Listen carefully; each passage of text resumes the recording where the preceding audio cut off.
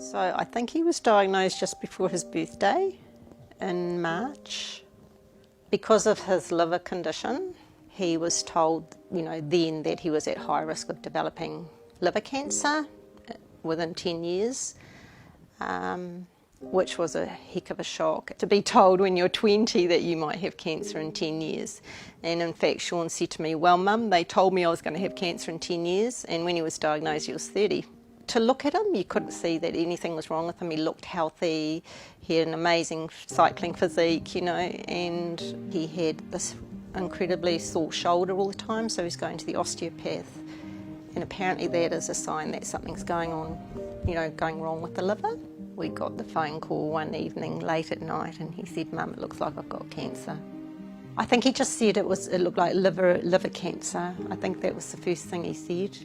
And later on we found out it was cholangiocarcinoma. So that's cancer in the bile ducts. So I kind of knew I wasn't expecting a good thing when I arrived, and he didn't look good.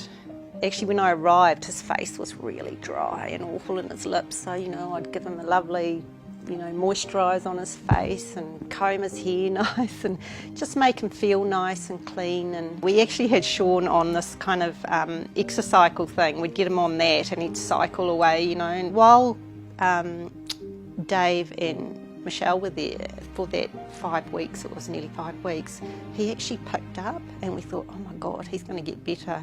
We were just so sure he was going to get better. And every night before we went to bed, we'd make ourselves a herbal tea and just do Reiki for 20 minutes on him, and he would just drift off to sleep. And then I'd go, good night, Sean, love you. And he'd go, love you, Mum, too. It was every night. I can remember that, love you, Mum. So, yeah.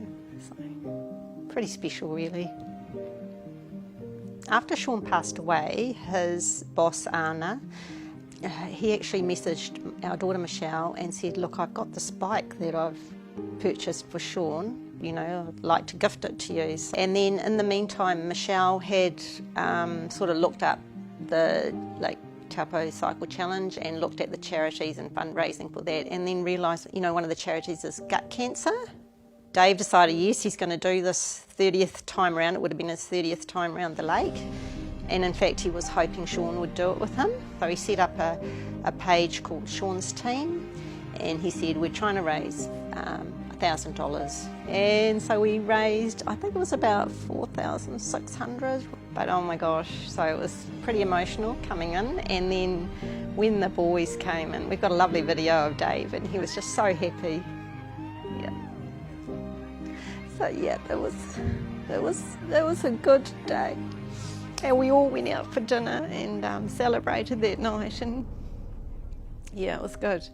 So I think that helped us with the grieving process, So, and we raised some money, and hopefully it'll help other people.